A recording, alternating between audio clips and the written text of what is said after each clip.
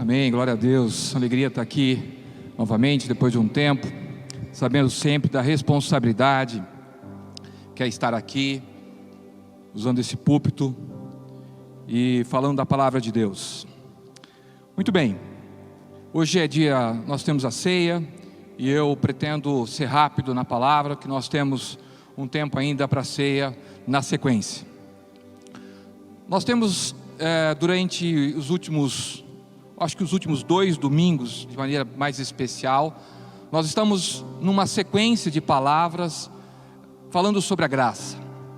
E nessa sequência de palavras, eu acho que no penúltimo domingo, nosso pastor trouxe uma palavra que para mim queimou muito forte ao meu coração.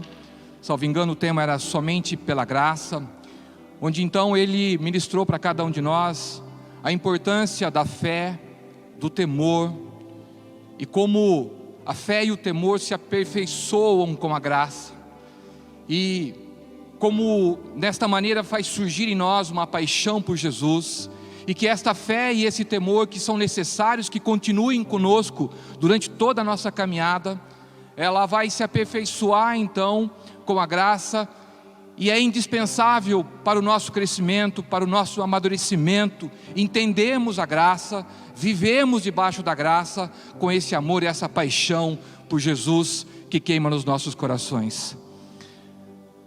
No domingo seguinte, então, ainda falando sobre a graça, nós fomos ministrados sobre que a graça nos basta.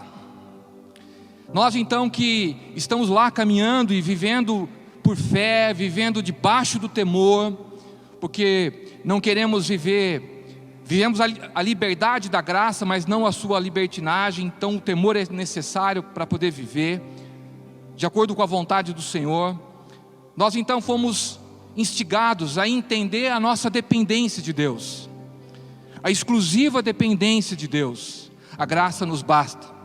Fomos instigados a olhar para nós mesmos e descobrir o quanto de orgulho há em nós e quanto de arrogância há em nós, para que possamos, debaixo da dependência de Deus, debaixo da dependência do Espírito Santo, ser tratados e vivendo pela graça, vivendo debaixo do amor do Senhor Jesus Cristo, mas com um coração humilde, tratável e ensinável.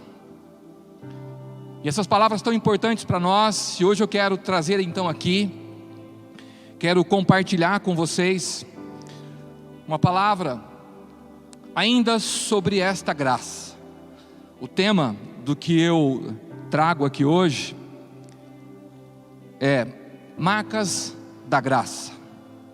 Essa graça tão importante para a nossa maturidade, essa graça indispensável para nós caminharmos com o Senhor, ela se traduz em marcas em nós. E é disso que nós vamos falar hoje. Marcas. O que nós somos hoje, aquilo que eu e você somos, é fruto daquilo que nós vivemos, das marcas que a nossa vida fez em nós. Basta olhar para cada um de nós, o jeito que estamos vestidos. A vida nos traz marcas em cada um de nós. E eu fico pensando o que é que necessariamente pode marcar a nossa vida para aquilo que nós somos hoje. Aquilo que eu e você temos hoje de valores, aquilo que eu e você temos hoje de importante, aquilo que nos inspira, é fruto das marcas positivas e negativas em que nós vivenciamos até hoje. É verdade que o ensino é uma maneira de produzir marcas em nós. Os livros que eu e você lemos até hoje produziram marcas em nós por intermédio do ensino. E a verdade, os livros que também não lemos também produziram marcas, possivelmente da falta de algum conhecimento que nós poderíamos ter tido. Como lemos tão pouco nesse país. Mas além do ensino e das coisas que nós lemos, fico pensando e vendo a minha vida, o que mais traz marcas em nós? Os relacionamentos certamente trazem marcas em nós, não é verdade? As pessoas com que nós nos relacionamos, as histórias que vivemos, isso produz marcas em nós. Pessoas que foram muito positivas das nossas vidas, que nos orientaram, nos direcionaram. Os relacionamentos certamente produzem marcas. Além dos relacionamentos, do ensino, dos relacionamentos, a verdade é que aquilo que nós admiramos também produz marcas em nós. E aí é preciso fazer um alerta para aquilo que estamos admirando, para aquilo que nós olhamos, para onde nós colocamos os nossos olhos, para aquilo que nós damos valor, porque aquilo que nós valorizamos e admiramos, automaticamente e sistematicamente, com o decorrer do tempo, vão criando marcas profundas em nós. Onde eu e você colocamos os nossos olhos com admiração, aos poucos vão produzindo, vão interferindo no nosso caráter, vão interferindo na nossa personalidade, nos nossos valores. Alguém já disse que nós somos fruto daquilo que nós admiramos ou daquilo que nós adoramos. Há uma questão também importante, além do ensino, da convivência, da admiração, dos relacionamentos, que para mim é determinante, que é o DNA. O DNA também produz marcas em nós. Essa semana nós estivemos aqui num treinamento sobre discipulado, importante treinamento sobre discipulado, e o pastor Juarez deu um exemplo dos irmãos, do relacionamento com os irmãos, especialmente com os irmãos mais velhos. Isso também acontece com pai e filho, e é interessante esse relacionamento, porque ele engloba todas essas situações em que eu disse, que produzem marcas em nós, tanto o ensino, porque o irmão mais velho acaba ensinando o irmão mais novo. Os relacionamentos, nós nos relacionamos todos os dias, é intenso o relacionamento entre os irmãos. Há admiração, em regra há admiração, e há também o DNA. Eu tenho irmãos mais velhos, 2 irmãos mais velhos, um Lázaro de 2 anos mais velho que eu, e eu me lembro disso, o quanto, especialmente na adolescência e na juventude, ele me inspirou. Inspirou porque hoje eu percebo isso. Eu queria usar as roupas que ele usava, do jeito que ele usava. Eu queria me vestir do jeito que ele se vestia. Me lembro do irmão mais velho, o José, que é 10 anos mais velho que eu. E aí numa inspiração um pouco mais de decisões de família, sobre casamento, como tratar a esposa, os filhos. Mas eu fui inspirado por eles. E não é verdade, os irmãos mais velhos têm esta responsabilidade de inspirar, de marcar os irmãos mais novos.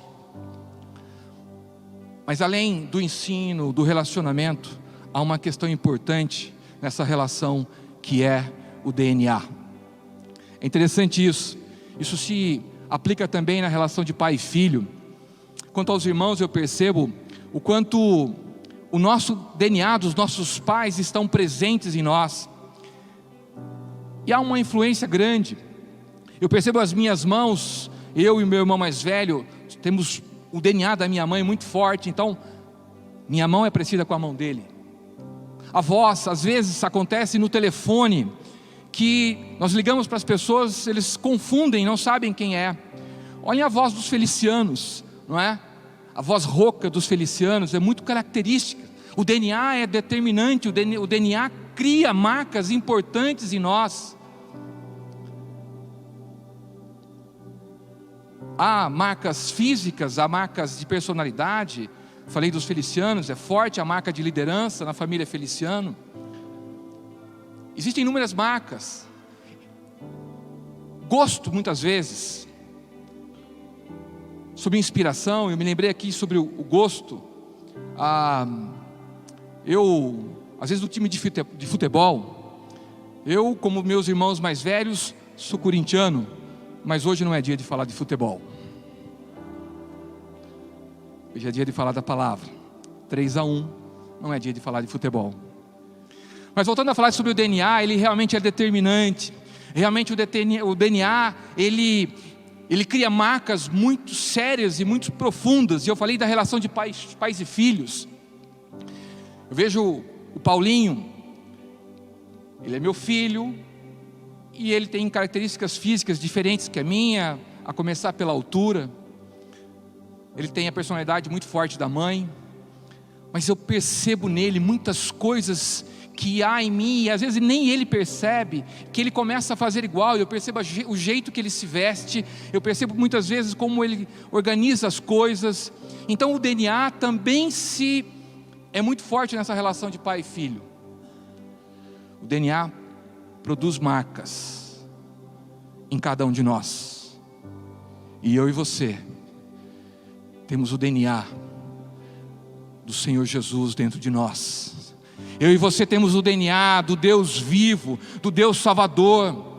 Eu e você temos o DNA daquele que vive para sempre, do Deus, o Deus da paz. E esse DNA desse Deus da paz, não importa para mim hoje, é disso que nós vamos falar hoje, daquilo que eu e você vivenciamos, das marcas que os relacionamentos plantaram em mim e você, marcas positivas ou negativas que plantaram em mim e de você. Mas há esse DNA em nós, no meu e no seu coração, o DNA de Jesus Cristo, o DNA que permite que o Espírito Santo de Deus possa transformar as nossas realidades. Nenhuma marca negativa vai prosperar em mim e de você, na minha casa, na sua casa. Nós temos o Deus da paz, o príncipe da paz, reinando no nosso coração. E são essas marcas que podem transformar a minha vida e a sua, se eu e você deixarmos Ele trabalhar em nós. E são dessas marcas que nós vamos falar hoje. Eu escolhi um texto para compartilharmos a respeito desta graça e dessas marcas que estão em nós, que é o texto que está lá em 1 Tessalonicenses, no capítulo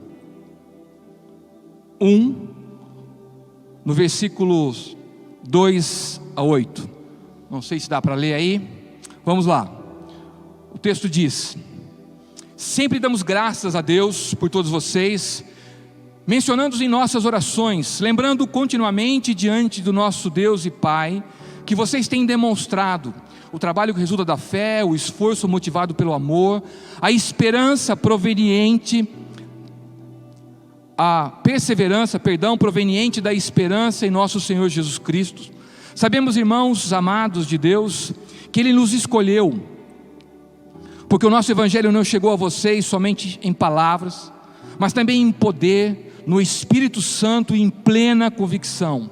Vocês sabem como procedemos entre vocês em seu favor. De fato, vocês se tornaram nossos imitadores e do Senhor. Apesar de muito sofrimento, receberam a palavra com alegria que vem do Espírito Santo. E assim, tornaram-se modelo de todos os crentes que estão na Macedônia e na Acácia. Porque, partindo de vocês, propagou-se a mensagem do Senhor na Macedônia e na Acaia. Não somente isso, mas também por toda parte tornou-se conhecida a fé que vocês têm em Deus. O resultado é que não temos necessidade de dizer mais nada sobre isso. Esse texto, Paulo fala, ele escreve aos Tessalonicenses, e esse texto me impactou muito, da forma em que Paulo se direciona a esta igreja, a forma em que Paulo descreve para esta igreja. E eu dei o título de Marcas da Graça, de uma maneira muito abrangente, porque graça é muito abrangente. E aí, se você quiser mudar o título dessa palavra, se quiser escolher como cópias de Jesus, imitadores de Jesus, marcas do discipulado, fique à vontade.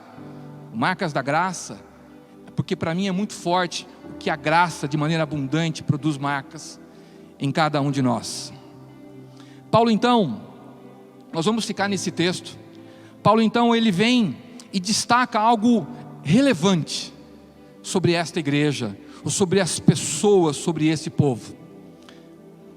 Ele vem e diz, lá no versículo 6 ele diz: de fato, vocês se tornaram nossos imitadores e do Senhor. No versículo 7 ele dizia assim: tornaram-se modelo para todos os crentes que estão na Macedônia e na Acaia.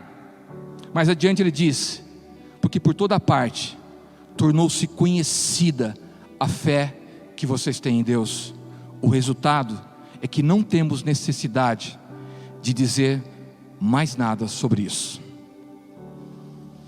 O primeiro ponto que eu quero chamar a atenção de vocês é que Paulo estava falando a pessoas. Nós não estamos aqui tratando de uma instituição da igreja. Ele está falando das pessoas que lá estavam. Paulo estava falando daquele povo que pertencia àquela igreja. A igreja é indispensável para estarmos aqui, nos reunirmos, para criar um ambiente favorável para que possamos viver esta graça de maneira abundante. Mas Paulo estava falando de pessoas. Imagine você, eu e você, recebemos na nossa casa, e os elogios, as características que Paulo enxergou nesse povo, para mim eram muito fortes. Ele diz: olha, vocês se tornaram os nossos imitadores e do Senhor. Ele reconhecia que as pessoas que lá estavam eram imitadores de Cristo. E porque eram imitadores de Cristo, ele dizia, tornaram-se modelo para todos os crentes aonde vocês vivem, na região inteira. Há marcas da graça em vocês que os tornaram imitadores de Cristo, ao ponto que, olhando para vocês, eu não preciso dizer mais nada. A fé que vocês têm tornou-se conhecida, porque o estilo de vida daquele povo, o jeito de viver, decorrente das marcas que a graça estava neles, era um estilo em que chamava a atenção das pessoas. Paulo está dizendo: olha, a maneira com que vocês estão vivendo aqui, a maneira com que vocês estão tratando as pessoas, a região inteira está sabendo o que vocês estão fazendo aqui. E eu estou muito feliz com o que vocês estão fazendo aqui. Imagine você, nós que já estamos ministrados a respeito do orgulho, nós que já fomos ministrados a semana passada da dependência, ministrados a respeito da dependência absoluta da ação do Espírito Santo de Deus, já fomos tratados com relação ao orgulho. Mas eu quero imaginar você na sua casa, tocou a campainha, chegou uma carta para você, correio bateu lá, chegou uma carta, está com o seu nome, essa carta é do seu líder. Bom, se você for um pouquinho mais moderno, talvez chegou na sua caixa de e-mail, chegou um e-mail para você, ou talvez um áudio pelo WhatsApp, um texto ou um áudio pelo WhatsApp, daqueles que a gente não quer ouvir no e-mail ou no 2, quer ouvir ele pausadamente. É um texto ou um áudio do seu líder, ou ainda no direct, chegou lá no seu direct um texto, e você sabe quem está te mandando é o seu líder. Não são aquelas mensagens de grupo, aquela que vem para você, vem com o seu nome e com o seu sobrenome, e vem uma palavra para você, e seja pelo correio, pela maneira com que você escolheu e recebe e se comunica com as pessoas, vem lá esta carta, esse texto com o seu nome, dizendo: querido, o seu estilo de vida, a maneira com que a fé opera em você, tem sido exemplo e tem contagiado as pessoas por onde você vive. O seu estilo de vida e a fé de Jesus em você é tão forte que eu não preciso falar mais nada a respeito desta fé. Fala a verdade. As marcas que Jesus e que a graça se manifestaram naquele povo e em mim e você, são marcas profundas e que levaram este povo a receber um elogio tão profundo de um líder tão exigente como era Paulo. E aí eu fico então imaginando que marcas foram essas. O que Paulo enxergou neste povo, nessas pessoas, que o levou a fazer um elogio tão contundente? O que tinha no estilo de vida dessas pessoas? O que elas estavam experimentando lá naquela igreja? Bateu ao meu coração quando olhei isso, duas perguntas: o que é que Paulo viu naquele povo? E como essas marcas puderam ficar tão forte neles? E aqui eu termino a introdução da minha palavra, para entrarmos naquilo que nós queremos realmente falar hoje, de quais as marcas tão profundas que existiam naquele povo. Vamos lá para o texto. Paulo então, depois de falar dessas marcas, ele diz lá no versículo 3: lembrando continuamente diante de nosso Deus e Pai o que vocês têm demonstrado, o trabalho que resulta da fé. A primeira marca em que vejo, e Paulo está dizendo lá, o trabalho que resulta da fé. Quando eu olho para esse texto, para esta marca em que Paulo falou desse povo, desse trabalho que resulta da fé, um primeiro ponto em que vejo é que todo trabalho que é desenvolvido, ele precisa estar fundamentado na fé. Toda motivação de trabalho em que nós desenvolvemos dentro da obra, ele precisa estar fundamentado na fé. Nós não podemos admitir uma motivação, outra motivação no nosso coração, que não seja a fé que nós temos em nosso Senhor Jesus Cristo. Eu não vou discipular, eu não vou cantar apenas porque eu não tenho talento, eu não vou cantar e vou tocar porque tenho talento para isso. Eu vou cantar, eu vou tocar porque o que me motiva é a minha fé. Eu não vou fazer algum trabalho dentro da igreja porque eu quero simplesmente agradar ao meu líder, ao meu pastor. O meu trabalho, todo o trabalho precisa estar tendo única e exclusivamente apenas uma motivação: a minha fé. Eu não vou cuidar e discipular pessoas porque eu tenho um desejo de ser querido e amado.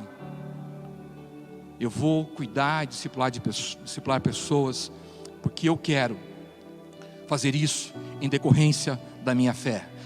Então, um primeiro ponto em que veja que todo o trabalho precisa estar fundamentado na minha convicção de fé, precisa estar motivado na minha convicção de fé. Mas esse texto me chama também para uma outra convicção. Esse texto me chama aqui para dizer que a minha fé, ela resulta em trabalho. A marca em que a graça profunda em que levou Paulo a ser tão eloquente nos seus elogios, é que aquele povo tinha uma fé que se resultava em trabalho. Era um povo que dizia: eu amo Jesus, puxa, eu quero seguir o Evangelho, a graça me alcançou, eu estou apaixonado por Jesus. Mas essa paixão produzia trabalho. Essa paixão necessariamente nos leva a pensar em trabalho, em produzir, em ser frutífero. Não era uma fé vazia, não era uma fé que pensava numa adoração,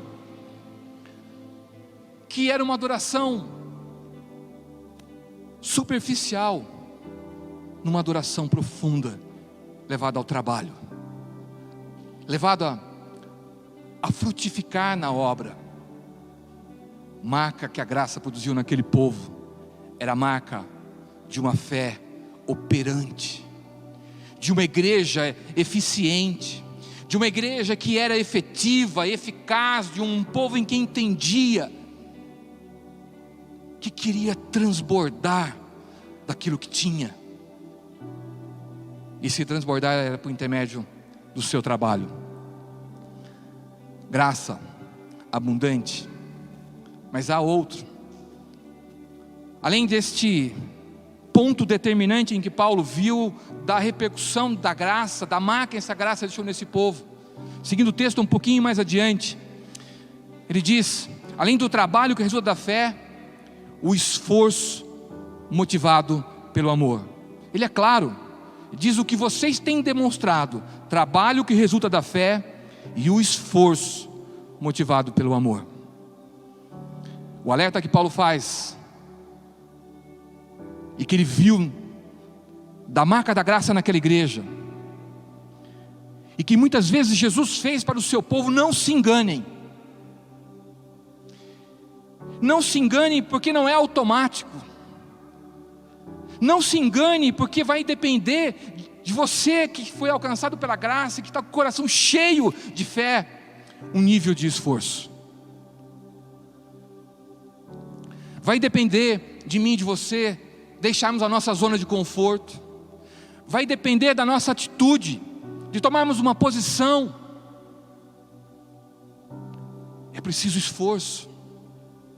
É preciso esforço para vencer as tentações da carne. É preciso esforço para sair do comodismo, para viver aquilo que o Senhor tem falado para nós. As coisas não são automáticas.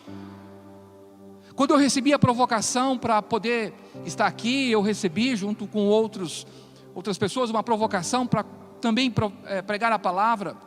Imediatamente o Senhor trouxe essa palavra ao meu coração e eu não quis. E eu me silenciei. Porque para mim não é automático estar aqui. Porque para mim é necessário um esforço para estar aqui. Porque eu não sou pregador da palavra. Porque eu não tenho o dom de mestre, que temos o privilégio de ter um pastor com um dom de mestre. É preciso esforço. Foi necessário um tempo, o Senhor falar novamente comigo, num momento difícil, para tomar uma decisão. É preciso esforço.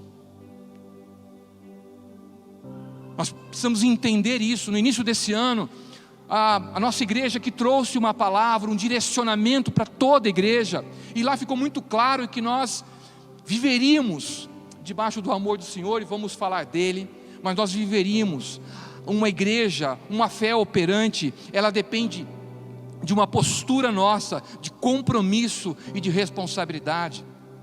A marca profunda naquela igreja era uma marca de um trabalho decorrente da fé, mas de uma igreja que sabia que era necessário esforço. Mas não é um esforço que tem motivado do nada, eu preciso me esforçar. Veja o que ele fala, um esforço motivado pelo amor. O que nos motiva é o amor. O que nos leva a sair do conforto é o amor pelas pessoas, o amor por poder compartilhar aquilo que queima e arde nos nossos corações, o amor pelas pessoas que nos faz importar com as pessoas. Discipular não é simples. Liderar uma conexão não é simples. Necessita de esforço. Dedicar o seu tempo para cuidar de pessoas necessita de esforço. Estar aqui cantando necessita de esforço. As pessoas precisam ensaiar, precisam se dispor do seu tempo. Cuidar do ministério de crianças, de adolescentes, trabalhar precisa de esforço. Mas esse esforço precisa estar motivado no amor. Sabe, quando a minha esposa me provoca muito sobre essa questão, quando você pergunta para alguém: está tudo bem? Mas que você está realmente interessado em saber se está tudo bem. Sabe, quando nós nos esforçamos e a gente se interessa verdadeiramente por aquilo que a pessoa está vivendo, quando nós estamos sensíveis para olhar as pessoas que estão ao nosso redor, para olhar se a face dela, se os olhos dela estão demonstrando que ela precisa de um abraço, ou de um oi, ou de uma palavra nesses tempos de pandemia, se ela precisa da minha e da sua atenção. O amor nos motiva. Nós precisamos entender que nós precisamos nos esforçar, sair da zona de conforto. E Paulo exalta tanto essa característica, mas não só ele. Essas características que existiam naquela igreja, e estas marcas que precisam existir em nós, elas nos levam a viver uma vida frutífera, uma vida operante, uma vida que demonstra realmente que aquele DNA que há em nós, a natureza divina, está crescendo em nós. O apóstolo Pedro também tratou, e foi muito claro no texto em 2 de Pedro, eu acho que é de 2 de Pedro, capítulo 2, 2 de Pedro, capítulo 1, eu acho que está aqui. Pedro diz lá no versículo 3, vou ler aqui na minha Bíblia, se eu enxergar. Ele diz: o seu divino poder nos deu tudo o que necessitamos para a vida e para a piedade, por meio do pleno conhecimento daquele que nos chamou para a sua própria glória e virtude. Dessa maneira,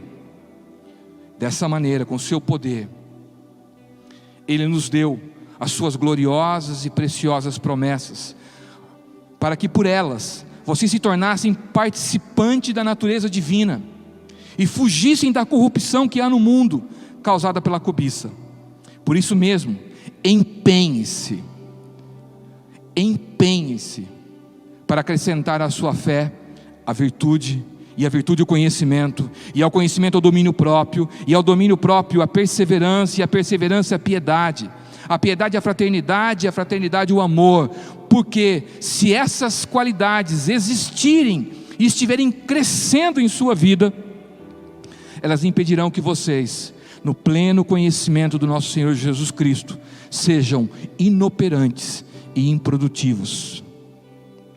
Todavia, se alguém não as tem, está cego, só vê o que está perto, esquecendo-se da purificação dos seus antigos pecados. Pedro nos impulsiona a que sejamos participantes dessa natureza divina. Pedro nos impulsiona a que possamos também associar este amor, para que possamos viver as marcas dessa graça profundas em nós. E daqui eu já quero seguir entendendo quais são essas marcas que a graça produziu naquele povo, em que nós queremos em nós. Como essas marcas ficaram tão fortes e evidentes naquele povo. O texto também nos mostra isso. Aquele povo, se nós olharmos para voltando ao texto lá da 1 Tessalonicenses, lá no versículo 6, Paulo diz que essas marcas foram produzidas, essas marcas profundas foram produzidas, porque aquele povo diz para eles: vocês receberam a palavra com a alegria que vem do Espírito Santo, não tem como fugir dela, é ela que traz a nossa fé, é ela que traz o temor, é ela que nos fala da graça, é a palavra, e recebê-la com alegria, com o coração disposto a ser ministrado por ela. A graça vem pela palavra recebida por um coração alegre, de maneira alegre. Nós vamos nos esforçar, e esse esforço vem do amor, e a forma de entender isso é quando nos relacionamos com a palavra, e nos relacionamos com alegria. A palavra transforma, a palavra modifica, a palavra cura aquelas marcas negativas que os relacionamentos causaram em nós. A palavra nos impulsiona a viver um novo nível, ser recebida com alegria. Paulo nos faz um convite para que possamos todos os dias termos um relacionamento profundo com a palavra, e que façamos isso com alegria. Mas há um tempero, há um outro tempero em que Paulo destaca naquele povo que tinha essas marcas tão profundas e que recebia a palavra com alegria. Eles também, ele diz, mas também em poder no Espírito Santo de Deus, em poder do Espírito Santo. Amados irmãos, quando nós abrimos o nosso coração para deixar que a palavra recebida com alegria seja manifestada, seja posta para cada um de nós, seja revelada pela ação do poder do Espírito Santo de Deus, o poder tão essencial que nos leva a viver uma vida em santidade, um poder que faz com que cada um de nós possamos receber essa palavra com alegria, faz com que cada um de nós possamos tratar o nosso eu, um poder que nos faz viver debaixo de milagres, O poder do Espírito Santo de Deus que nos transforma. É tão essencial viver debaixo do poder do Espírito. Quando nós abrimos o nosso coração para deixar o Espírito Santo falar conosco, quando nós abrimos o nosso coração para deixar Ele tratar conosco, sabe aquelas questões em que nós muitas vezes temos dificuldade de ser tratados, dificuldades muitas vezes de abrir o nosso coração para o nosso discipulador, de abrir o nosso coração para as pessoas que estão lá para cuidar de nós. É preciso, a palavra já nos instruiu, nós somos muitas vezes direcionados por ela, tratados por ela, mas só o poder do Espírito vai nos dar coragem, ousadia e unção para que possamos viver a santidade que o Senhor quer de nós, para que possamos viver aquilo que o Espírito Santo tem de trabalho reservado para mim e para você. Há tanta coisa que temos para fazer, há tantas pessoas precisando de um minuto do meu e do seu tempo, há tantas pessoas que precisam muitas vezes da minha e da sua atenção, famílias que precisam do seu tempo de oração, da sua intercessão, às vezes pessoas que estão do nosso lado, e que o Espírito Santo de Deus quer te tocar, quer te levar a viver níveis mais profundos. O Espírito Santo de Deus quer levar a mim e a você a experimentarmos coisas mais profundas nele. Deixe Ele trabalhar em você, deixe Ele tratar com a sua vida, deixe Ele te levar a este nível mais profundo. Queridos, esta palavra, e aí eu estou partindo para encerrar, essa palavra veio ao meu coração no momento que eu olhei para ela, em que eu estava mais negligente com aquilo que eu acho que o Senhor espera de mim. No momento em que eu achei que o Senhor estava me dando um puxão de orelha, Ele estava mesmo, mas não estava só fazendo isso.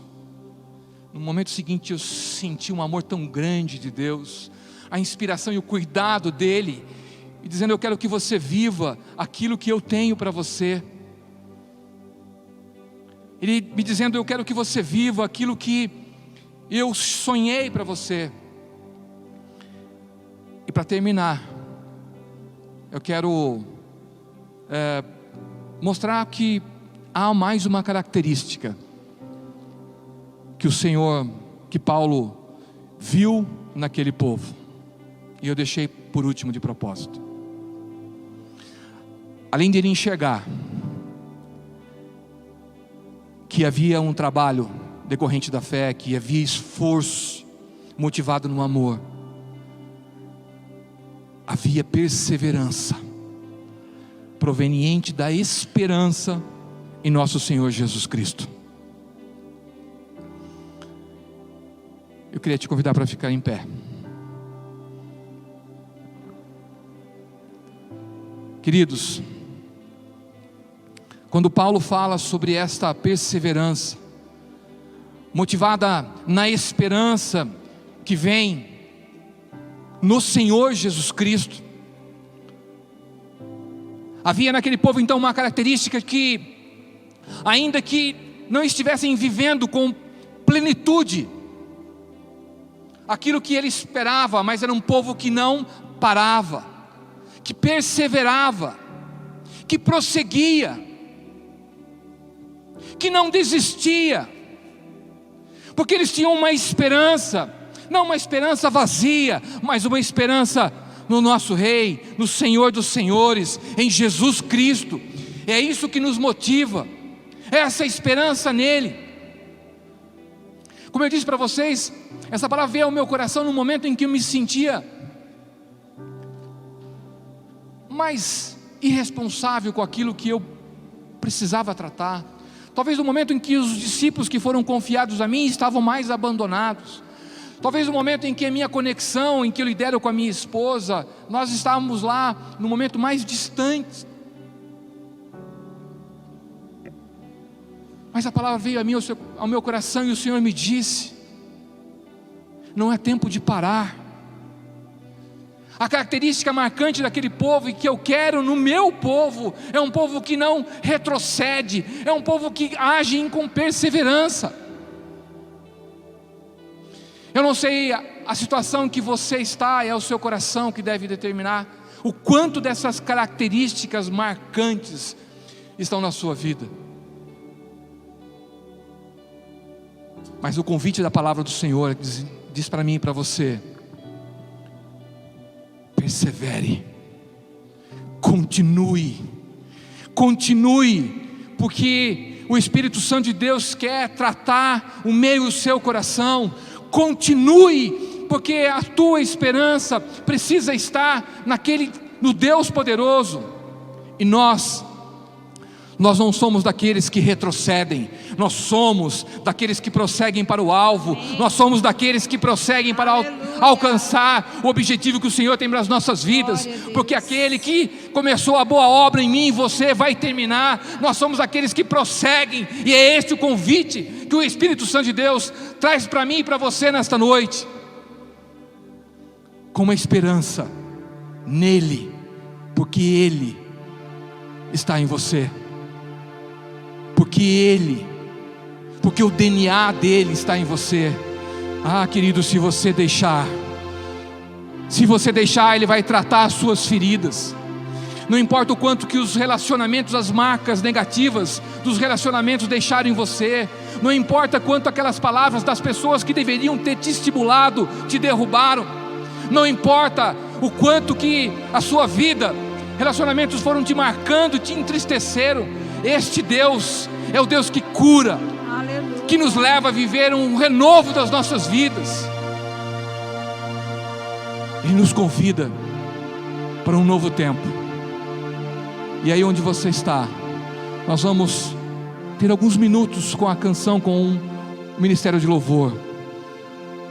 E enquanto eles estiverem aqui cantando, eu quero te convidar a que você possa, do jeito que você quiser, em pé, de joelhos, do jeito que você quiser, e você que está na sua casa, do jeito que você quiser, mas feche os seus olhos, se permita ser rendido, se renda, ser cheio do Espírito Santo de Deus, porque se você se render a Ele, a vontade dEle é te levar a viver um nível mais profundo do relacionamento com Ele. Então feche os seus olhos, se deixe ser ministrado enquanto esta canção é tocada, se deixe ser ministrado pelo Espírito Santo de Deus, porque a palavra já está impregnada em você. Deixe o poder do Espírito Santo de Deus te lavar, te redimir e te levar a um nível mais profundo. Renda-se a Ele, deixe Ele tratar com você.